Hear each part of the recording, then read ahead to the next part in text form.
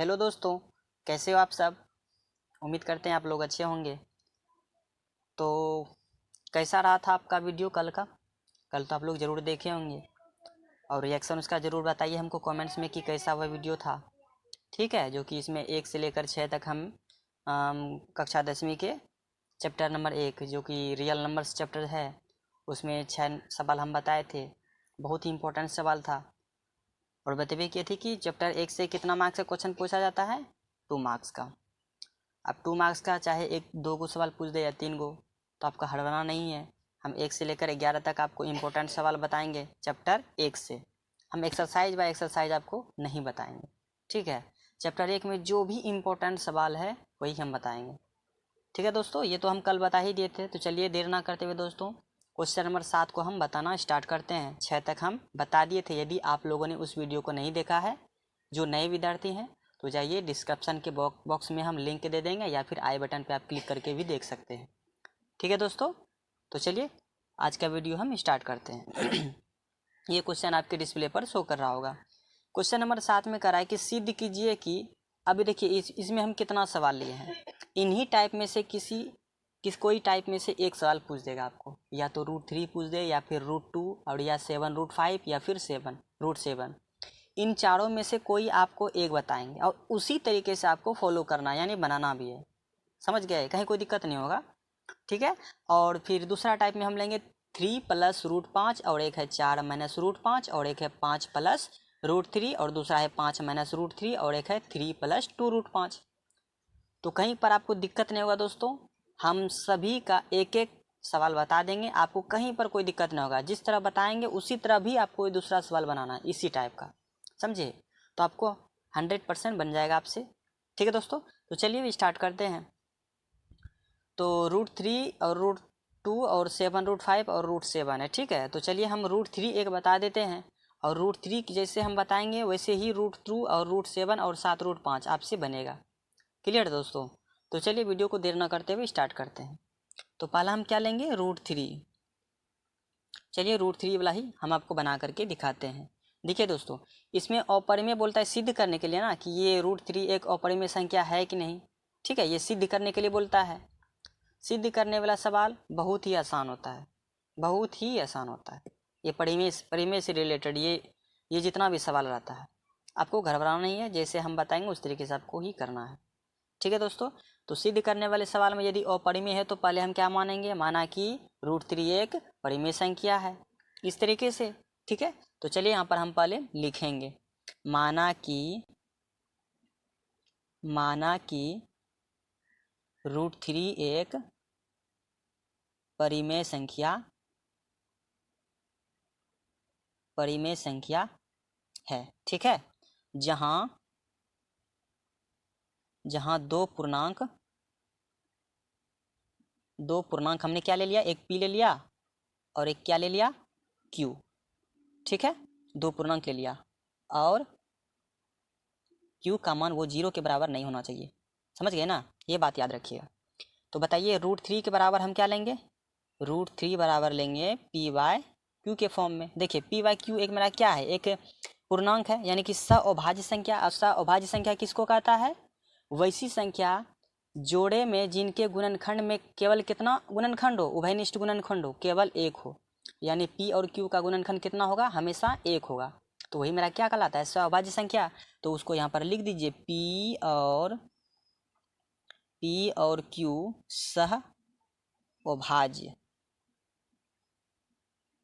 अभाज्य संख्या है। ठीक है दोस्तों, यहाँ तक क्लियर है, यहाँ तक समझ गए ना। √3 को हमने मान लिया कि p/q, यानी कि p/q को भिन्न के रूप में लिख सकते हैं। जब ये भिन्न के रूप में लिख सकते हैं तो क्या इसको हमने लिख सकते हैं क्या, 1/ ऐसे √3/1। अब यहाँ पर हम क्या करेंगे, q को √3 से मल्टीप्लाई करेंगे, भाग में तो गुना में जाएगा, तो ये कितना हो जाएगा, √3q = p। अब क्या करना है, ठीक है, अब क्या करना है इसमें, अब करना है बोथ साइड स्क्वायर करना है, या कि दोनों तरफ वर्ग करने पर,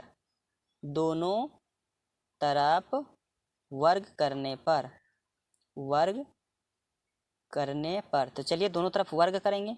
तो √3 अब इंटू q का स्क्वायर बराबर पी का स्क्वायर, दोनों का स्क्वायर करेंगे तो रूट से स्क्वायर कैंसिल हो जाएगा तो केवल 3 बचेगा और क्यू का तो स्क्वायर हो जाएगा, तो ये हो जाएगा क्यू स्क्वायर बराबर कितना हो जाएगा पी स्क्वायर। यहाँ तक क्लियर है, समझ लिया ना, कहीं कोई दिक्कत? आगे बढ़ते हैं दोस्तों। हमने क्या किया, देखिए हमको सिद्ध करना है, सिद्ध करने के लिए ये सब हमको रूल अपनाना ही पड़ेगा। ये बेसिक में भी बताया गया है, आप चाहें तो एक्सरसाइज 1.3 के पहले वो जो उदाहरण में बताया गया है ना, तो वो आप देख सकते हैं एक्सप्लेन कैसे किया गया है, ठीक है। तो उसी तरीके से हमको भी करना है। देखिए इसमें परिमेय संख्या लेट किया, लेकिन बोला है और परिमेय संख्या सिद्ध करने के लिए हमको, यानी कि सिद्ध करने वाला सवाल कोई भी रहे तो उसमें उल्टा लेना है। यदि अपरिमेय का है तो उसका उल्टा क्या हो जाएगा, परिमेय। इस तरह से हमको सिद्ध कर ले करके चलना है, समझ गए ना, ठीक है।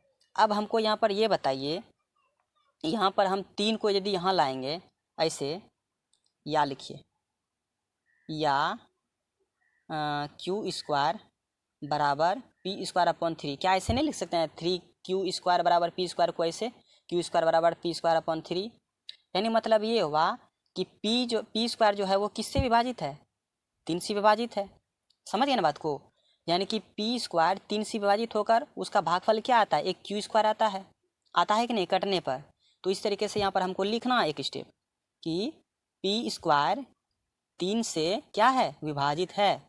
समझिएगा दोस्तों, बहुत इंपॉर्टेंट बात बता रहे हैं आपको, विभाजित है। तो बताइए तब पी भी 3 से विभाजित होगा, पी भी 3 से विभाजित होगा कि नहीं समझे? तो चलिए आपको बताते हैं कैसे। एक मान लीजिए हम उदाहरण लेते हैं, यहाँ पर कोई संख्या है 25, ठीक है, ये 25 का स्क्वायर है और नीचे है 5, बात को समझिएगा। इसका मतलब ये हुआ कि ये 25 स्क्वायर, यानी कि ये 25 का स्क्वायर किससे कट रहा है, यानी कि 25 किससे पूर्णतः कट रहा है, 5 से, और 5 से कटेगा तो कितना आएगा, 5 5 25, यानी कि 5 का स्क्वायर ऐसे आएगा, 5 से 25 घटाएंगे तो कितना आएगा, 5 आएगा, स्क्वायर इस चीज़ रहने दीजिए, यानी कि मेरा भागफल कितना आया 5 स्क्वायर। और यदि यहाँ पर ऐसे रहता, केवल 25 रहता, केवल क्या रहता 25 और नीचे अपॉन 5, तो कितना लिखते, केवल 5 लिखते। लेकिन जो कि हमको यहाँ पर दिया हुआ नहीं है, तो इसीलिए हम क्या करें, क्या कीजिएगा कि जब ये पी स्क्वायर 3 से पूर्ण रूप से विभाजित है और विभाजित होने पर वो क्या आ रहा है, उसका भागफल क्या आ रहा है, क्यू स्क्वायर आ रहा है। जब ये क्यू स्क्वायर आ रहा है, जैसे यहाँ पर देखिए बताए है ना, तो उसी तरह जब हम पी को भी 3 से जब भाग देंगे तो इसका भी कुछ भागफल आएगा। तो जैसे यहाँ पर देखिए 25 को भी 5 से भाग दिए, कितना आया, 5 आया ना उसका भागफल कुछ। तो उसी तरह हम क्या मान लेंगे, जब पी 3 से विभाजित है तो इसका मतलब विभाजित होने पर उसका भागफल कितना आता होगा, ठीक है। उस तरह से हमको लेट करना है। मान लेते हैं कि P बराबर कितना 3R, यानी कि भाग देने पर, और जहाँ पर क्या लिख दीजिए, यहाँ पर जहाँ R एक क्या है, R एक पूर्णांक है, नहीं समझे, ये मेरा भागफल है, R मेरा क्या है, भागफल 3 गुना R। 3 कहाँ पर था, बटे में था ना, तो इसको हम कहाँ पर ला लिए, गुना में, समझ गए ना। इसे यानी कि यहाँ पर जैसे अभी तुरंत समझाएं आपको कि देखिए यहाँ पर जैसे 25 का स्क्वायर कट रहा था 5 से, कितना बार में, 5 के स्क्वायर से, ठीक है। उसी तरह 25 से यदि डायरेक्ट इसका स्क्वायर नहीं करके डायरेक्ट हम 25 को कटाएंगे 5 से, तो कितना बार में कटेगा, 5 बार में। ये आपको पता है ना, लेकिन इसमें पता आपको चलेगा कभी नहीं, तो इसीलिए हम लेट कर लिए क्या कि ऐसे P/3 किससे कटेगा, P/3, यानी कि P3 से जो कट रहा है उसका भी ना कुछ भागफल आता होगा, तो भागफल को हम क्या मान लिए, R मान लिए, और यही 3 आकर के यहाँ पर क्या हो गया, गुना हो गया, इसीलिए यहाँ पर क्या लिखे 3R। अब समझें दोस्तों, ठीक है, आगे बढ़ते हैं, ठीक है। अब यहाँ पर हम क्या करेंगे, P के इस मान को 3Q स्क्वायर बराबर P स्क्वायर में प्रतिस्थापित करने पर देखिए कैसे होगा। यदि P बराबर 3R आया इसका भागफल, तो क्या हम P का मान यहाँ पर स्थापित नहीं कर सकते। मान लीजिए ये समीकरण 1 है, कितना है, समीकरण 1 है, ठीक है, मान लीजिए, ठीक है। तो P का मान किस में स्थापित करने पर, समीकरण 1 लिखिए या फिर इसी को उतार दीजिए यहाँ पर, कहीं कोई दिक्कत नहीं है, ठीक है दोस्तों। आगे बढ़ते हैं, तो चलिए अब यहाँ पर बैठाइए, तो 3Q स्क्वायर तो वहाँ पर है, ये था 3Q स्क्वायर बराबर P स्क्वायर, यानी कि P का वैल्यू कितना था 3R, तो 3R के जगह पर हम क्या लिखेंगे, P स्क्वायर के जगह पर क्या लिखेंगे, 3R का स्क्वायर, होगा कि नहीं बताइए, होगा ना। ये पी का वैल्यू है 3r और पी का क्या है यहाँ पर स्क्वायर है, तो 3r का क्या हो जाएगा स्क्वायर, तो 3q स्क्वायर बराबर 3 का स्क्वायर हो जाएगा 9 और r का स्क्वायर r स्क्वायर आ जाएगा। और 3 से हम क्या कटाएंगे 9 कटाएंगे, 3 क्या 9, यानी कि q स्क्वायर क्या आ गया 3r स्क्वायर। इसी तरह अब यहाँ पर भी तो कट रहा है ना, यहाँ भी तो 3 यानी कि q स्क्वायर 3 से कट रहा है, कितना बार में r स्क्वायर के बार में, समझे बात को, यहाँ भी तो कटेगा ना। तो इसी तरीके से जहाँ यहाँ पर जो लिखे थे उसी तरह यहाँ पर लिख देना है कि कैसे लिखना है कि चूंकि यहाँ r स्क्वायर 3 से विभाजित है इसीलिए r भी 3 से विभाजित होगा कि नहीं, बताइए दोस्तों। ठीक है, यदि समझ में नहीं आए तो कमेंट्स में हमको ज़रूर बताइएगा, हम पुनः कोशिश करेंगे एक बार बताने का। ठीक है दोस्तों, उसके लिए टेंशन मत लीजिए आप। ठीक है, तो बताइए जब क्यू स्क्वायर में को भाग दे रहे हैं क्यू स्क्वायर में 3 से, तो आर स्क्वायर से बार में कट रहा था, तो आर से भी तब 3 में विभाजित होता होगा ना, आर भी ना 3 से विभाजित होता होगा, जरूर होता होगा। तो इस तरीके से हमको पता चल गया, तो यहाँ पर लिख देना है कि पी और क्यू में कम से कम एक गुणनखंड, कितना गुणनखंड, एक गुणनखंड, ठीक है 3 है, कितना है, इसमें भी 3 आया था और इसमें भी 3, क्लियर है। हम भागफल उसका मान लिए कि 3r मान लिए थे जो कि पूर्णांक था r, ठीक है। तो उसी तरीके से भाग देने पर मेरा कितना मान आया गुणनखंड में, उसका कम से कम p और q में किसका मान क्या आया गुणनखंड 3 आया, और जो कि संभव नहीं है सहभाज्य गुणनखंड क्या कहता है, उसका गुणनखंड कितना होना चाहिए, केवल 1 होना चाहिए, यानी कि कोई एक संख्या हो, ठीक है, कि दोनों में जो कॉमन हो, समझ गए ना बात को। तो लेकिन यहाँ पर लिख दीजिए परंतु इसके तथ्य यानी कि मतलब हुआ जो दिया हुआ है तथ्य का विरोधाभास प्राप्त होता है, ठीक है दोस्तों। कि क्या विरोधाभास प्रभाव उत्पन्न होता है इसमें, बताइए कि P और Q एक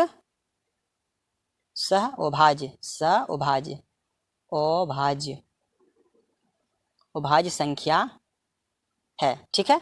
और जो कि मेरा मानना क्या है गलत है, P और Q मेरा सौभाज्य संख्या है ना, लेकिन इसमें गुणनखंड कितना आ रहा है 3 गुना आ रहा है कि नहीं, ठीक है। तो इसीलिए हम क्या कहेंगे, अतः मेरा मानना क्या होगा गलत होगा। यहाँ पर लिख दीजिए अतः मेरा मानना गलत होगा कि √3 एक परिमेय संख्या है, ठीक है। वास्तव में √3 एक अपरिमेय संख्या है। क्लियर दोस्तों, यहाँ तक समझ गए, यही हो गया आपका प्रूव्ड। समझे नहीं समझे, थोड़ा देखिए इसमें प्रूफ करने वाला सवाल है ना दोस्तों, इसमें ये सब लिखना ही पड़ेगा, तभी आपको एग्जामिनर 2 मार्क्स कम्प्लीटली रूप से देगा। हम मानते हैं थोड़ा सा लंबा तो रहबे करेगा, प्रूफ करने के लिए आपको जितना लाइन हो, इसमें तो कोई शॉर्ट ट्रिक नहीं है जो कि आपको हम बता दें, ठीक है। तो चलिए एक बार और हम बता देते हैं। √3 था तो √3 मानना है कि परिमेय संख्या जहाँ 2 पूर्णांक हमने लिया, क्या लिया था P और Q का मान क्या नहीं होना चाहिए, 0 के बराबर नहीं होना चाहिए, और P/Q भिन्न के रूप में लिख करके √3 को भी भिन्न के रूप में लिख दिया, और क्या किया क्रॉस Q को √3 से मल्टीप्लाई किया, तो बराबर क्या बचा उधर केवल P बचा। अब क्या किए दोनों तरफ वर्ग करने पर, तो वर्ग करने पर क्या आया मेरा 3Q² बराबर P², ये मान लिया समीकरण 1 है। हम इसको लिख सकते हैं ऐसे भी Q² बराबर P²/3, और P² को 3 से जब भाग देते हैं प्राप्त हमको क्या आता है Q²। तो जब P² को 3 से भाग दे रहे हैं तो P को भी ना 3 से भाग देंगे तो कुछ ना कुछ उसका भागफल आएगा, तो हमने उसको क्या मान लिया 3r मान लिया, यानी कि r मान लिया, जहाँ r एक क्या है मेरा पूर्णांक है, ठीक है। तो P के इस मान को, जो कि P का मान जो हम यहाँ पर लिखे हैं अभी, तो इसका हम मान कहाँ पर रखेंगे, समीकरण 1 में रखिए, या फिर वही समीकरण का मान यहाँ पर जो है लिख दीजिए उसको प्रतिस्थापित करने पर। तो 3Q² बराबर P के जगह पर क्या लिखिए 3r का स्क्वायर, क्योंकि यहाँ पर P² है ना इसीलिए, ठीक है दोस्तों। तो Q² बराबर कितना हो गया 9r² था, तो 3 से 9 कटाए तो कितना बार में Q² बराबर 3r² आया। तो यहाँ भी तो ना, यहाँ भी क्यू स्क्वायर जो है, यहाँ भी क्यू स्क्वायर 3 से पूर्ण रूप से कट रहा था और कटने के बाद वो भागफल कितना आया था आर स्क्वायर। तो इसका मतलब ये हुआ, तो जब क्यू से मतलब क्यू में जब 3 से भाग देंगे, क्यू स्क्वायर में नहीं, केवल क्यू में जब 3 से भाग दें तो उसका भी ना भागफल कुछ ना कुछ आएगा। तो उसका क्या आया, भागफल देने पर 3 से विभाजित होगा, कुछ ना कुछ उसका भी भागफल आएगा। तो इस तरीके से हम कह सकते हैं कि पी और क्यू में कम से कम एक गुणनखंड कितना होगा, 3 होगा। देखिए सब जगह 3 आ रहा है ना। तो इसीलिए परंतु इसके तथ्य का विरोधाभास प्राप्त होता है कि पी और क्यू एक सह अभाज्य संख्या है कि नहीं। पी और क्यू तो वो शुरू में मानवे किए थे। तो अतः मेरा मानना गलत है कि √3 एक परिमेय संख्या है। वास्तव में √3 एक मेरा क्या है, अपरिमेय संख्या। यही हो गया प्रूफ दोस्तों। उम्मीद करते हैं आप लोगों ने यह क्वेश्चन समझ लिया होगा। यदि समझ लिए हैं तो बताइए, √3 हम बताएं ना, तो क्या आपसे √2 वाला सवाल नहीं बनेगा, √7 वाला आपसे सवाल नहीं बनेगा? बनेगा कि नहीं दोस्तों? बिल्कुल बनेगा। अब इसके बाद जो क्वेश्चन एक और बचता है 7 नंबर का, 7√5 कितना था, 7√5, ये हम आपको बता देते हैं। ठीक है दोस्तों, तो चलिए नेक्स्ट पेज पर चलते हैं। चलिए ये क्वेश्चन भी हम बनाते हैं। इसमें भी सबसे पहले हमको क्या करना है, लेट ना करना है, मानना है। माना कि 7√5 एक क्या है, मेरा परिमेय संख्या है। परिमेय संख्या है, ठीक है। जहाँ दो पूर्णांक पी और क्यू है, ठीक है। और क्यू का मान किसके बराबर नहीं हो, 0 के बराबर। देखिए दोस्तों, ये सब सवाल जितना बनाइएगा उतना आपको समझ में आएगा। एक बार 2 बार नहीं, 4 से 5 बार बनाइए और बनाते रहिए जब तक समझ में नहीं आए। और बोल बोल करके कोशिश करिए बनाने का, ठीक है। जो माना कि इतना इतना रूट इतना, दो पूर्णांक पी और क्यू, इस तरह से यदि बोल बोल करके बनाइएगा, कुछ ना कुछ आप में तो जरूर माइंड में फिक्स होगा ये सब सवाल। ठीक है दोस्तों, तो चलिए आगे बढ़ते हैं। तो इसमें भी किसके बराबर लेना है, 7√5 को p/q के फॉर्म में लिख देना है, ठीक है। अब देखिए 7 तो मेरा एक परिमेय संख्या और √5 एक अपरिमेय संख्या। और अपरिमेय संख्या किसको कहते हैं, जो कि रूट से पूर्ण रूप से बाहर नहीं निकलता हो, उसी को कहते हैं। तो 7 तो पूर्ण रूप से बाहर ही है रूट से, तो 7 को हम क्या करेंगे, बराबर की साइड लेते आएंगे, गुना में है ना। तो इधर क्या बचेगा दोस्तों, बचेगा p/7q बचेगा कि नहीं, ठीक है। और यहाँ पर p और q मेरा क्या है, एक p और q सअभाज्य संख्या है, ठीक है। ये आपको लिखना ही है हरकत में, ठीक है, कि गुणनखंड उसका कॉमन कितना, एचसीएफ कितना होगा, केवल एक संख्या होगा, ठीक है दोस्तों। अब यहाँ पर देखिए एक चीज़ आप गौर कीजिए, ये तो एक टोटल मेरा एक परिमेय संख्या हुआ कि नहीं, होगा ना। तो ये एक मेरा क्या है, अपरिमेय संख्या है कि नहीं।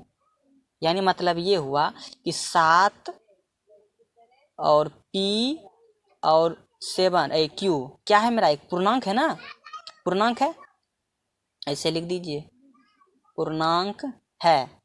इसीलिए जब पूर्णांक पूर्ण रूप से है तो इसका मतलब ये हुआ कि p/7q एक क्या होगा, तब परिमेय संख्या होगा कि नहीं, परिमेय संख्या होगा, बिल्कुल होगा। तो बताइए, इसीलिए √5 भी तब क्या होगा, √5 भी ना तब परिमेय संख्या होगा, परिमेय संख्या होगा। नहीं समझे, देखिए यहाँ पर जब ये इसके बराबर है तो इसका मतलब ये हुआ कि जब हम p को 7q से भाग देते हैं तो √5 प्राप्त होता है। और √5 मेरा क्या है, अपरिमेय संख्या है। जब ये है परिमेय है तो ये बराबर की इक्वल है ना, तो इसका मतलब ये परिमेय तो ये भी क्या होगा, परिमेय होगा। अब जब ये परिमेय होगा तो ये भी परिमेय, यानी कि बराबर है। बराबर का मतलब क्या होता है, दोनों LHS और RHS क्या है, बराबर ना दिख रहा है। तो इसका मतलब क्या, √5 भी जब ये सब टोटल ये मेरा परिमेय संख्या, तो ये भी क्या होगा, एक परिमेय संख्या होगा। जो कि मेरी कल्पना की विपरीत है कि नहीं, जो कि मानने के अलावा विपरीत है, यानी कि हम माने हैं परिमेय संख्या ना, ठीक है दोस्तों। तो इसीलिए यहाँ पर हम क्या लिखेंगे, इस तथ्य से विरोधाभाव प्राप्त होता है कि 7√5 एक क्या है, अपरिमेय है, अपरिमेय संख्या है। ठीक है, अतः मेरा निष्कर्ष क्या निकलता है? अतः हम निष्कर्ष निकालते हैं कि 7√5 एक क्या है? अपरिमेय संख्या है। ठीक है दोस्तों, बस यहाँ तक कर देना है। तो यही हो गया आपका प्रूव्ड। कितने मार्क्स का? 2 मार्क्स का। बस इतना सही करना है। देखिए, कभी यदि सिंगल में रहा, सिंगल का मतलब हुआ कि केवल यदि √5 रहता, तो जैसे अभी आपको बताई 7 का पहला क्वेश्चन √3 वाला, तो उसी तरीके से बनाना पड़ता। हमको लगता नहीं कि उस अकेले सिंगल में रूट वाला कोई सवाल देगा। इसी सब टाइप का देगा या फिर प्लस या माइनस के रूप में देगा। तो यदि इस सब टाइप का दे तो ये तो इजी है, ये तो तुरंत बन जाएगा। इसमें तो आपको समझ में आ जाना चाहिए। ठीक है, स्क्रीनशॉट आप ले सकते हैं क्वेश्चन का। ठीक है दोस्तों, समझ लीजिए कैसे बनाए हैं। उम्मीद है आप लोगों ने समझ लिया होगा। ठीक है, तो चलिए हम बताते हैं क्वेश्चन नंबर। अब हम 7 का एक लास्ट क्वेश्चन जो बचा है, उस टाइप का जो जितना भी क्वेश्चन है आपके डिस्प्ले पर ये क्वेश्चन शो कर रहा होगा। देखिए, इस टाइप का जितना भी क्वेश्चन है हम आपको बारे बारे तरीके से नहीं बताएंगे, केवल एक सवाल बताएंगे, उसी टाइप से ये टोटल बनेगा। आपको घबराना नहीं है। आप जानबे करते हैं बराबर के यदि मान लीजिए कोई संख्या है 3 - √5 है और बराबर में है p, तो बताइए आप ये पहले कि ये 3 है किस में? प्लस में। और यदि -√5 को बराबर की उस तरफ ले जाएंगे तो क्या हो जाएगा? p + √5। बस इसी तरह से कुछ करना है उसमें, और कुछ नहीं। थोड़ा सा आगे पाछे करना है, यानी कि LHS को RHS की तरफ, RHS को LHS की तरफ, इस तरीके से बनाना है। ये तो और ईजी है। ठीक है दोस्तों, तो चलिए हम बनाते हैं उस क्वेश्चन को। चलिए इसको बनाते हैं। यहाँ पर क्वेश्चन लिख लिया है दोस्तों। इस टाइप का क्या बताया? अभी जितना क्वेश्चन है सब इसी तरह से बनना है जैसे हम बना रहे हैं क्वेश्चन। ठीक है दोस्तों, क्या करेंगे उसी तरह जैसे पहले की तरह मानते थे कि माना कि 3 + √5 एक अपरिमेय संख्या है। अपरिमेय था, सिद्ध करना है अपरिमेय, लेकिन हम परिमेय मान लिए। ठीक है, जहाँ 2 पूर्णांक p और q है और q का मान किसके बराबर नहीं हो? 0 के बराबर है। ठीक है, तो 3 + √5 किसके बराबर? p/q के फॉर्म के बराबर लिख दिए। और p और q है मेरा क्या है? p और q सह अभाज्य संख्या, सह अभाज्य संख्या है। ठीक है, चलिए अब इसके आगे आप देखिए यहाँ पर क्या करना है। हमको कुछ ऐसा ही जगह करना है कि परिमेय वाला एक तरफ चला जाए और अपरिमेय एक तरफ रहे। ठीक है, तो √5 को हम रहने देते हैं। ठीक है, और p/q को भी रहने देते हैं। हम क्या करेंगे? 3 को केवल बराबर के राइट साइड में ले जाएंगे, तो क्या हो जाएगा? माइनस हो जाएगा, चिन्ह बदल जाएगा। बराबर के ये बॉर्डर है। ठीक है, और बॉर्डर के इस तरफ यदि साइन यदि प्लस का है तो बराबर के उस तरफ ले जाने पर साइन क्या हो जाएगा? चेंज होगा, माइनस हो जाएगा। इस तरीके से करना है। अब इस सब का एलसीएम ले लीजिए, नहीं कुछ इसके नीचे एक, इधर √5 है, √5 को रहने दीजिए। q और एक का एलसीएम लीजिए तो कितना हो जाएगा? नीचे q हो जाएगा, तो p माइनस कितना हो जाएगा? 3q होगा कि नहीं बताइए? यहाँ तक क्लियर है? बस हो गया। ये अकेला मेरा क्या है? ये अकेला मेरा एक अपरिमेय है और ये एक परिमेय है। तो जाहिर सी बात है, जैसे हम बताए थे कि ये यदि परिमेय संख्या है तो ये भी क्या होगा? परिमेय संख्या होगा। जो कल्पना के मेरे क्या है? विपरीत हैं, बराबर ना है, इसीलिए ये परिमेय, तो ये भी क्या होगा? परिमेय संख्या। तो यहाँ पर आपको लिखना है, चूंकि p - 3q और q एक क्या है? पूर्णांक है, पूर्णांक है। इसीलिए p - 3q/q एक क्या है? परिमेय संख्या है, परिमेय संख्या है। ठीक है ना? तब √5 भी एक परिमेय संख्या होंगे, परिमेय संख्या होंगे। क्लियर है दोस्तों यहाँ तक? तब यहाँ पर लिख दीजिए, इस तथ्य का विरोधाभास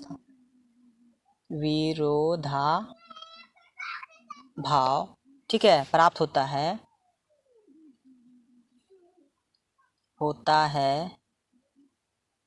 कि 3 + √5 एक अपरिमेय है।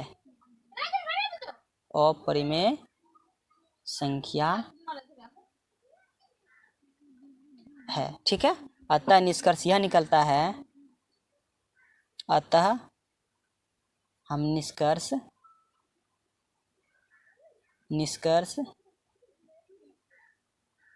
निकालते हैं कि 3 + √5 एक क्या है, अपरिमेय संख्या। ठीक है दोस्तों, बस यही हो गया, प्रूव्ड। क्लियर है, समझ लीजिएगा। ठीक है, उसी तरीके से बनाए जैसे कि 7 नंबर का दूसरा बनाए थे, और इसी टाइप से जो बाकी क्वेश्चन बचा हुआ है, एक बचा हुआ है 4 - √5, और बचा है 5 + √3, और एक बचा है 5 - √3, और एक है 3 + 2√5। घबराइएगा नहीं दोस्तों, जैसे हम बताए उसी तरीके से ये क्वेश्चन भी, और ये क्वेश्चन भी, ये क्वेश्चन भी, ये क्वेश्चन भी, समझ गए ना। यदि जो हम अभी 3 क्वेश्चन बनाए, यदि आप ये तीनों समझ गए ना, कंफर्म है, आप कभी नहीं बोलिएगा बनाने के लिए कोई भी सवाल, यदि सिद्ध करने के लिए देता हो। और यदि आप इस तरीके से बनाते हैं तो आपको कंफर्म है 2 मार्क्स कंफर्म दिया जाएगा, कहीं पर आपका कटकुट मार्क्स नहीं होगा। ठीक है, समझ गए दोस्तों, जितना क्लियर आप बनाइएगा उतना मार्क्स आपको मिलेगा, यानी कि जितना मार्क्स का रहेगा। समझ गए दोस्तों। तो चलिए अब नेक्स्ट क्वेश्चन की ओर चलते हैं, क्वेश्चन नंबर 8 की तरफ। ठीक है, क्वेश्चन नंबर 8 में कह रहा है दोस्तों, आपके डिस्प्ले पर ये क्वेश्चन शो कर रहा है कि 5.4/18 या 8/200 का दशमलव प्रसार ज्ञात करें। देखिए, इन दोनों क्वेश्चन में से ऐसा कोई ज़रूरी नहीं कि यही दो क्वेश्चन आपको दे देगा। ठीक है, इसके जगह पर संख्या चेंज कर दे, अंक चेंज कर दे, तो घबराना नहीं है आपको। तो यदि पूर्णांक के रूप में दे और पूछ दे दशमलव प्रसार ज्ञात करें, तो पूर्णांक को पहले भिन्न के फॉर्म में बदलेंगे, जैसे कि या के फॉर्म में दिया हुआ है कि 8/200 दिया है ना, यानी इन दोनों में से इसी टाइप का क्वेश्चन पूछेगा। मेरा उद्देश्य ये था, मतलब क्वेश्चन समझाने का, कि इसी टाइप से क्वेश्चन यदि दशमलव प्रसार में पूछे तो इसी तरह से पूछ सकता है, इसके अलावा और कहीं कोई टाइप नहीं है इसका। समझ गए दोस्तों। ठीक है, तो चलिए इसको बनाते हैं। पहले पूर्णांक वाला आपको बता देते हैं। 5.4/18 है, इसको दशमलव प्रसार के फॉर्म में लाना है ना, तो देखिए दशमलव प्रसार किस तरह लाते हैं। पहले इसका दशमलव तोड़िए, 18 × 5 = 90, 90 4 कितना हो गया, 94/18। अब देखिए इसमें क्या करना है, आपको हर का जो है ना गुणनखंड करना है। आप हर का गुणनखंड करने के लिए सीखे होंगे जरूर। तो 94/18, 18 का गुणनखंड कीजिएगा तो कितना होगा, तोड़िए गुणनखंड, 2 × 3 × 3। यदि आपको गुणनखंड यहाँ पर यदि समझ में नहीं आता है तो आप कॉपी में दूसरी जगह भी रफ में कर सकते हैं, कहीं कोई दिक्कत नहीं होगा। ठीक है, तो 94/2 ये पावर घात के रूप में लिख दीजिए। 2 पर पावर नहीं कुछ तो कितना, 1, यानी कि 2 कितना बार गुणनखंड के रूप में, एक ही बार है तो 1 लिख दिया, और 3 कितना है, 2 बार है, तो 3 पर पावर 2। यहाँ पर देखिए इसका मतलब ये हुआ दोस्तों कि यदि हर में गुणनखंड में कहीं पर 2 या 5 आ जाए तो समझ लीजिएगा उसका दशमलव प्रसार क्या होगा, शांत होगा। समझ गए दोस्तों, क्या होगा उसका दशमलव प्रसार, शांत होगा। तो यहाँ पर लिख दीजिए, यदि जहां, ऐसे लिख दीजिए, जहां यहाँ पर होगा, यहाँ हर में 2 पर पावर m या 5 पर पावर n, 5 पर पावर कितना, n के रूप का हो तो वह दशमलव प्रसार क्या होगा, शांत होगा कि नहीं दोस्तों। यदि हर के रूप में 2 पर पावर m का मतलब समझ रहे हैं ना, ये घात हुआ, कोई भी 2 हो, 3 हो, 4 हो, पावर कुछ भी होगा तो वो क्या होगा, शांत होगा। क्लियर है दोस्तों। और 2 पर पावर 5, यदि ये दोनों रहा तो ये तो और शांत हो जाएगा, और यदि 5 रहा तो ये तो शांत होबे करेगा। यानी कि गुणनखंड में 18 के गुणनखंड में या तो 2 हो या 5 हो, तभी वो उसका दशमलव प्रसार क्या होगा, शांत होगा। ऐसी सीधी सी बात समझिए। क्लियर है। तो चलिए अब वो पूर्णांक वाला दूसरा बता देते हैं। कितना था, 8/200, इसका गुणनखंड कीजिए, 8/200, 200 का गुणनखंड कीजिए तो कितना हो जाएगा, 2 गुना 2 गुना 2 गुना 5 गुना 5 हम गुणनखंड, ठीक है, गुणनखंड कर दिए। इसके बाद आप गुणनखंड को पावर के फॉर्म में लिख दीजिए। तो 2 कितना है, 3 बार है, और 5 कितना है, 2 बार है। देखिए जिसे यहाँ पर हम आपको बताए थे ना, यहाँ हर में 2 पर पावर 5 या 2 पर पावर m या 5 पर पावर n के रूप का है। देखिए यहाँ पर दोनों है, 5 भी है और 2 भी है। और 5 गुना 2 कीजिएगा तो क्या होगा, 5 दूनी 10 होगा कि नहीं। और 10 किसी भी संख्या से भाग देंगे तो पूर्ण रूप से कट जाएगा, ठीक है। तो इस तरीके से आपको लिख देना है, यहाँ हर में 2 पर पावर m या 2 पर पावर 5 पर पावर, क्यों मिस्टेक हो रहा है बार बार, 2 पर पावर m गुना 5 पर पावर n के रूप का है। इसीलिए इसका दशमलव प्रसार क्या होगा, शांत होगा। और अगर यदि गुणनखंड में 2 और 5 नहीं आया, कोई और संख्या आ गया, तो वो मेरा क्या हो जाएगा, वो शांत हो जाएगा। ये बात आप ध्यान में रखिएगा दोस्तों, ठीक है। तो चलिए नेक्स्ट क्वेश्चन पर बढ़ते हैं, क्वेश्चन नंबर 9 की तरफ चलते हैं। क्वेश्चन नंबर 9 की तरफ, क्वेश्चन नंबर 9 आपके डिस्प्ले पर शो कर रहा होगा, पढ़िए, देखिए क्या कर रहा है। बोला कि 0.2 बार या 0.5 बार या 0.6 बार को परिमित संख्या के सरल के रूप में व्यक्त करें। देखिए ये तो क्वेश्चन है, कन्फर्म फंसवे करेगा क्वेश्चन है बिहार बोर्ड में, समझ गए ना। काफ़ी चिंता आपको नहीं करना है, ठीक है, फंसवे करेगा, तीनों में से कोई तो एक फंसवे करेगा क्वेश्चन इस सब टाइप का। यदि दशमलव के पॉइंट के इधर 0 हो, तीनों में देखिए 0 है ना, और दशमलव के बाद कोई एक संख्या दिया हुआ है, यदि इस सब टाइप का क्वेश्चन रहे तो देखिए कितना चुटकी में हल हो जाएगा, समझ गए ना। तो हम तीनों में से कोई एक को बनाते हैं, ठीक है। तो माना कि हमने मान लिया, अच्छा ऊपर जो डैश यानी कि ऊपर जो बार लगा हुआ है, 2 पर ऊपर जो बार लगा हुआ है, इसका मतलब समझते हैं। तो चलिए आपको समझते हैं। यानी कि माना कि x बराबर 0 ऊपर में जो बार जो ऐसे लिखा हुआ रहता है ना डैश, तो इसका मतलब ये हुआ कि जिस पर ये बार लगा हुआ है ना, तो वही नंबर रिपीट होगा।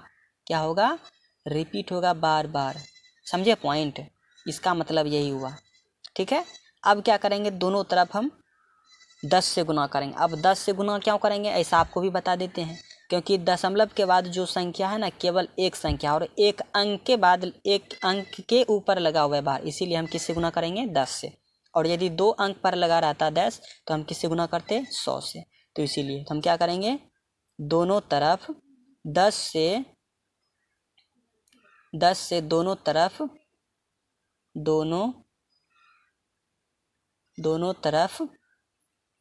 गुना करने पर, ठीक है, इसको समीकरण 1 मान लीजिए, समीकरण फर्स्ट। 10 से गुना करेंगे तो ये बताइए x गुना 10 कितना हो जाएगा, 10x बराबर। अब बताइए यहाँ पर यदि 10 से गुना होगा तो एक अंक इधर ना आ जाएगा, दशमलव के इधर आ जाएगा, तो 2 आ जाएगा, तो दशमलव के बाद वो तो बार बार संख्या आते रहेगा, समझ गए ना बात को। तो वही हो गया, ये हो गया समीकरण नंबर कितना, 2 हो गया, ठीक है। अब क्या करेंगे, समीकरण 1 को समीकरण 2 के साथ घटाने पर, 2 के साथ घटाने पर, ठीक है, तो घटा देते हैं। तो 10x पहले लिख दीजिए, 10x बराबर 2.222 जितना भी है, ठीक है। उसके बाद समीकरण 1 में क्या था, x बराबर 0.2222 जितना भी है, ठीक है। इसको घटा दीजिए, तो घटाइए, 10x में से 1x गया तो कितना बचेगा, 9x। और यहाँ पर 2 दशमलव के बाद देखिए सब में 0 है, 2 में से 0 घटाइए कितना होगा, 2 में बचेगा, इधर सब 0 ये हो जाएगा, ठीक है। तो यानी कि x का मान कितना आ गया, 2/9 आएगा कि नहीं, बिल्कुल आएगा। तो यही हो गया मेरा x का मान कितना, 2/9। अतः यहाँ पर लिख दीजिए, अतः 0.2 बार का सरलतम रूप कितना हो जाएगा, 2/9। इस तरीके से आपको हल करना है, ठीक है, समझ लीजिए एक बार ठीक तरीके से। जैसे ये बनाए उसी तरह से ये क्वेश्चन नंबर ये वाला और ये वाला बनेगा, ठीक है, आप लोग ध्यान में रखिएगा, ठीक ना दोस्तों। तो चलिए एक क्वेश्चन और हम क्वेश्चन नंबर अब हम 10 बताते हैं। क्वेश्चन नंबर 10 में जैसे बताया गया है कि दशमलव के पहले एक संख्या दिया हुआ है और संख्या के दशमलव के बाद में देखिए 2 संख्या के ऊपर बार लगा हुआ है। तो इसको कैसे बनाएंगे, इसी को भी उसी तरीके से बनाएंगे। ठीक है। तो चलिए यहाँ पर पहले हम मान लेते हैं, माना कि x बराबर 2.47। इसका मतलब यही नंबर रिपीट होगा कितनी बार, क्योंकि दोनों संख्या ऊपर बार लगा हुआ है, तो इसका मतलब यही संख्या रिपीट होगा कि नहीं।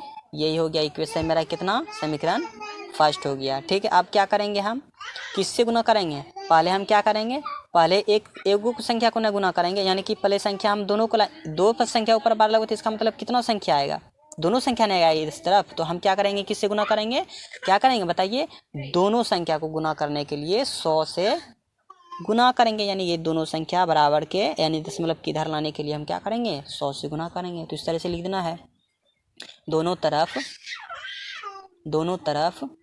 100 से गुना करने पर तो गुना करेंगे, तो ये एक में एक्स में तो कितना हो जाएगा, ये 100 हो जाएगा, और ये कितना हो जाएगा, 247 हो जाएगा। होगा कि नहीं बताइए। और दशमलव के बाद क्या क्या बचेगा, 4 7, वो तो नंबर रिपीट होते जाएगा, क्योंकि अनंत तक है ना, इन्फिनाइट तक। तो इसलिए अब क्या करेंगे हम, ये तो आ गया ये समीकरण फर्स्ट, ये और ये समीकरण कितना हो गया, 2 हो गया। अब क्या करेंगे, समीकरण 1 को समीकरण 2 के साथ घटाने पर, 2 के साथ घटाने पर तो ये हो जाएगा 100x बराबर 247.47 डॉट डॉट, उसके बाद वो पहला क्या था समीकरण, x बराबर 2.4747 डॉट डॉट, ठीक था ना। आप क्या करेंगे, घटा दीजिए, तो घटाने पर कितना आएगा, 100 में से 1x घटाएंगे कितना हो जाएगा, 99x ना, तो 99x लिख दीजिए। और 7 में से 2 गया 5, 24 उतर जाएगा, और दशमलव के बाद क्या है, सब जीरो हो जाएगा। इसका मतलब x बराबर कितना हो जाएगा, 245/99। यही हो जाएगा मेरा भिन्न के फॉर्म में लिखा हुआ। ठीक है दोस्तों, तो आप अंत में यहाँ पर लिख दीजिए, अतः 2.47 का सरलतम रूप क्या हो जाएगा दोस्तों, 245/99। ठीक है दोस्तों, उम्मीद करते हैं आप ये क्वेश्चन समझ गए हैं। ठीक है ना, कुछ नहीं किया है। यदि दो संख्या ऊपर डैश बार लगा हुआ था, तो इसका मतलब दोनों संख्या को बराबर दशमलव के पहले लाना है। लाने के लिए हम किससे गुना किए, 10 से गुना किए, तो आ गया। इस तरीके से समीकरण 1 को समीकरण 2 के साथ क्या कर दिए, घटा दिए, तो घटाने पर आ गया मेरा एक सरलतम रूप आ गया भिन्न के फॉर्म में। क्लियर है दोस्तों। तो चलिए एक क्वेश्चन इसमें और बचा हुआ है, ठीक है, तो उसको भी हम कवर करा देते हैं। चलिए इसको भी बनाते हैं।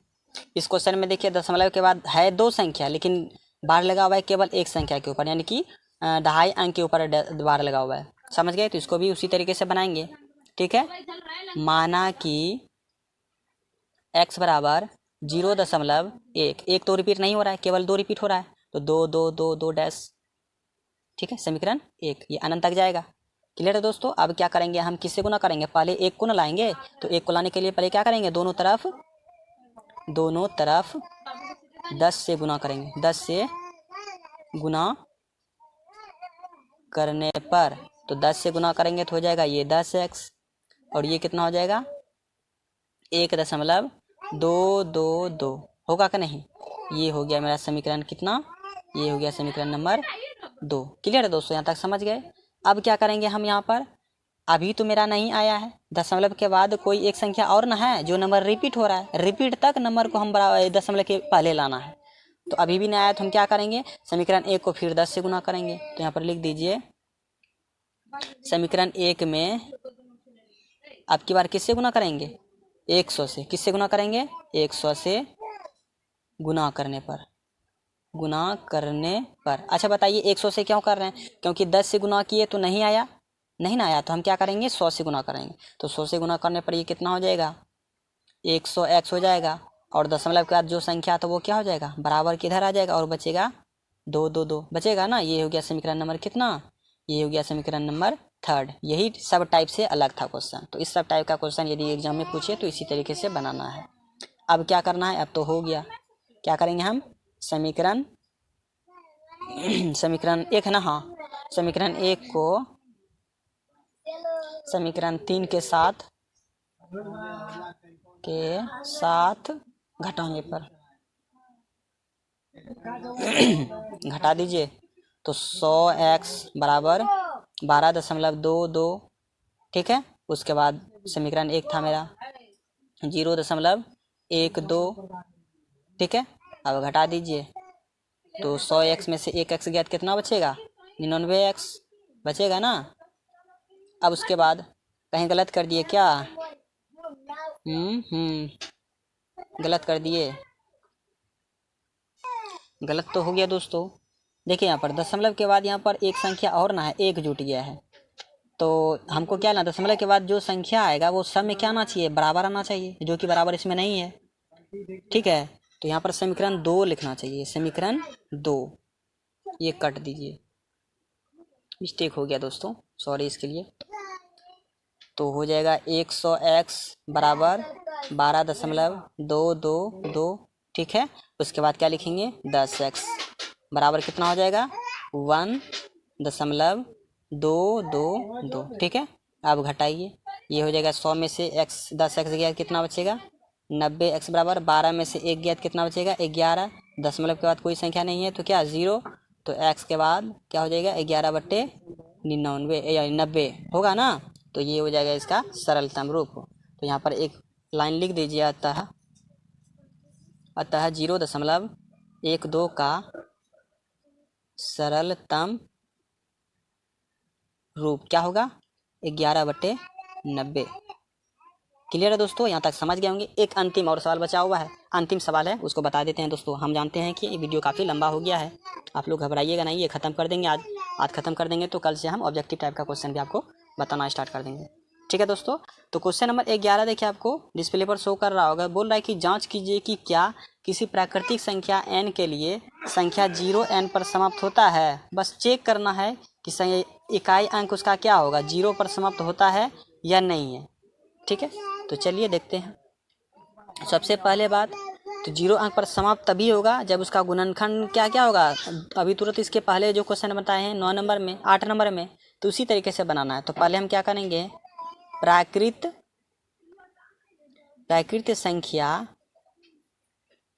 संख्या n के लिए 6n अंक 0 पर समाप्त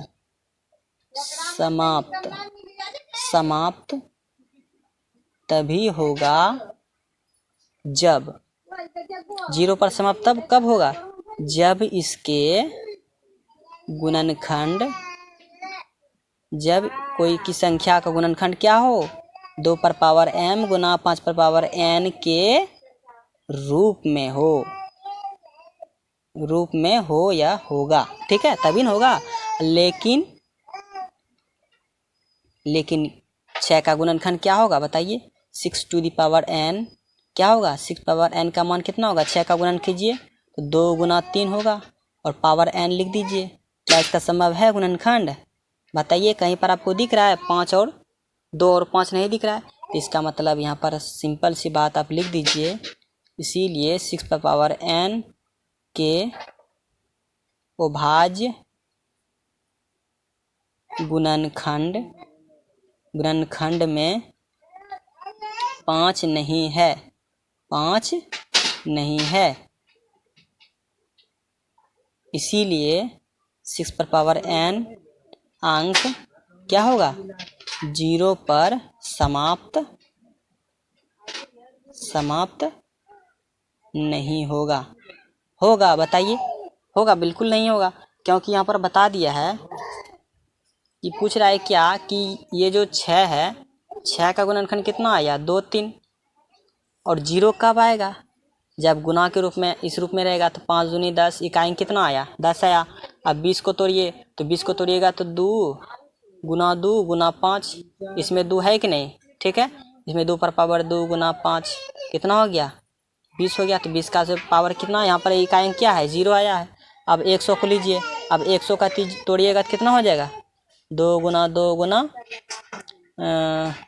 2 5 हो जाएगा, और फिर 2 दूना 4, 4 पंचे 20, 20 पंचे 100। तो देखिए, तो इसमें इसका गुणनखंड कितना आया, 2 पर पावर 2 गुना 5 पर पावर 2। 100 का गुणनखंड क्या आया, इकाई 0 आया ना, तो इसका मतलब गुणनखंड क्या आना चाहिए, 2 और 5 हर हालत में आना चाहिए। तभी वह क्या होगा, इकाई अंक का अंक क्या होगा, 0 पर समाप्त होगा, अन्यथा नहीं होगा। लेकिन जो कि यहाँ पर इसका गुणनखंड 6 का क्या था, 2 और 3 था, कभी 0 पर समाप्त होगा, नहीं होगा। तो इसीलिए 6n का अभाज्य गुणनखंड में 5 नहीं है, इसीलिए 6n का 6 टू द पावर n का अंक 0 पर समाप्त नहीं हुआ। ठीक है दोस्तों, यही हो गया मेरा सवाल चैप्टर नंबर 1 का समाप्त। ठीक है, बहुत ही इम्पोर्टेंट सवाल था दोस्तों, जो कि आज हम इस वीडियो में कवर किए हैं, क्वेश्चन नंबर 1 से लेकर 11 तक। ठीक है, तो आप लोग बड़े ही इम्तिनान से होकर ये सारे क्वेश्चन को रिवीजन कीजिए। कन्फर्म है ज़रूर इस क्वेश्चन से बाहर नहीं आएगा, ये है मेरा एक्सपीरियंस कहता है दोस्तों। हम 4 साल से 2017 से अपने ऑफलाइन क्लास में पढ़ाते हैं। ठीक है, ऑनलाइन तो अब ना हम स्टार्ट किए हैं, तो इसीलिए आप लोग बनाइए सवाल को, सभी सवाल को, और जहाँ दिक्कत हो कमेंट्स में पूछिए कि हाँ सर हमको दिक्कत यहाँ पर हुआ, फिर से बताएंगे क्वेश्चन को। ठीक है, अब नेक्स्ट टॉपिक जो आएगा दोस्तों वो मेरा आएगा ऑब्जेक्टिव टाइप क्वेश्चन। कौन सा टाइप का क्वेश्चन आएगा, ऑब्जेक्टिव टाइप का, जो कि इस वीडियो के बाद हम बनाना स्टार्ट कर देंगे। ठीक है दोस्तों, तो नेक्स्ट वीडियो में मेरा ऑब्जेक्टिव टाइप का क्वेश्चन आएगा चैप्टर 1 से वास्तविक संख्या। ठीक है ना दोस्तों, और यदि आप लोग अभी भी हम कह रहे हैं, यदि आप लोगों ने उस वीडियो को नहीं देखा है जो इसके पहले का वीडियो बताए हैं हम, तो नहीं देखे हैं तो जाइए डिस्क्रिप्शन के लिंक में हम दे देंगे उस वीडियो का लिंक। ठीक है, और वीडियो के आइकॉन में भी दिख रहा होगा, और वीडियो के लास्ट में भी एंड में 2 यहाँ पर बटन ऐसे आपको दिखा होगा, मिल रहा होगा। ठीक है, तो प्रीवियस वाला बटन पे यहाँ पर क्लिक कीजिएगा, ये आपको वीडियो देखने के लिए मिल जाएगा। तो ठीक है दोस्तों, तो मिलते हैं आप नेक्स्ट वीडियो में, तब तक के लिए जय हिंद।